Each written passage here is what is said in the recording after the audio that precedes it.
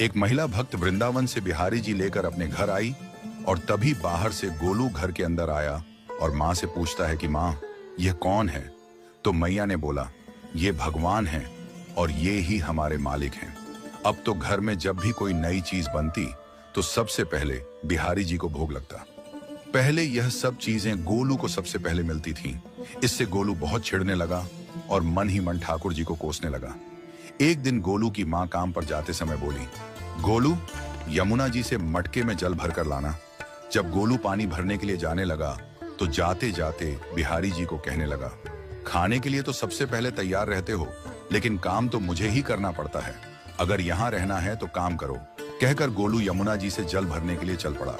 गोलू जब यमुना जी में जल भरने लगा तो उसने देखा कि यमुना जी के अंदर बिहारी जी विराजमान हैं और कह रहे हैं, ला गोलू, घड़ा हम भर देते हैं। गोलू उनको देखकर हैरान हो गया और बोला, नहीं नहीं, मैं अपने आप भर लूंगा।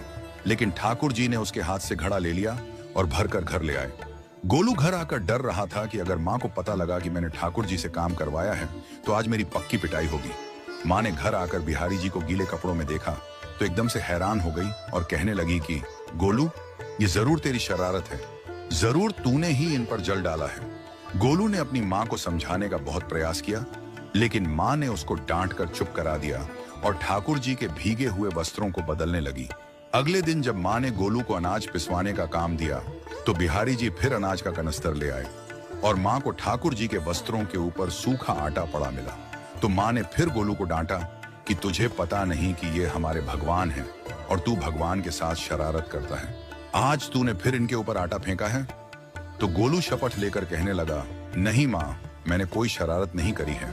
ये तो मेरे हाथ से गेहूं का कनस्तर लेकर खुद पिसवा कर आए हैं। गोलू की माँ आज बहुत गुस्सा हुई। अगले दिन फिर माँ बोली, बेटा गोलू, आज तुम्हारे बाबा बाहर गांव से वापस लौट आएंगे। बस आज का ही काम है, तुम जंगल से थोड़ी लकड़ियां ले आना। गोलू फिर डर गया, कहीं ठाकुर जी फिर मेरे पीछे ना आ जाएं। गोलू ने माँ को बोला कि मैं चला तो जाऊंगा, लेकिन बिहारी जी को समझा लो, वो मेरे पीछे ना आई। उसकी माँ हंसकर बोली, हाँ हाँ समझा दूंगी, तुम जाओ तो सही। गोलू जल्दी जल्दी लकड़ियां लेने जंगल में चला गया और माँ काम पर चली गई। लेकिन उस दिन माँ काम से जल्दी वापस आ गई और देखा बिहारी जी अपनी चौकी पर विराजमान नहीं है। वह तो एकदम से घबरा गई कि कहीं गोलू की शरारत तो नहीं। वह भागी भागी जंगल की तरफ गई। तभी उसने देखा कि गोलू के साथ एक इंसान लकड़ियों को लेकर घर आ रहा है। गोलू की माँ यह देखकर हैरान हो गई कि यह तो बिहारी जी हैं। ये क्या हमारे भगवान हमारा काम कर रहे हैं? इसका अर्थ गोलू ठीक कह रहा था। वह जल्दी जल्दी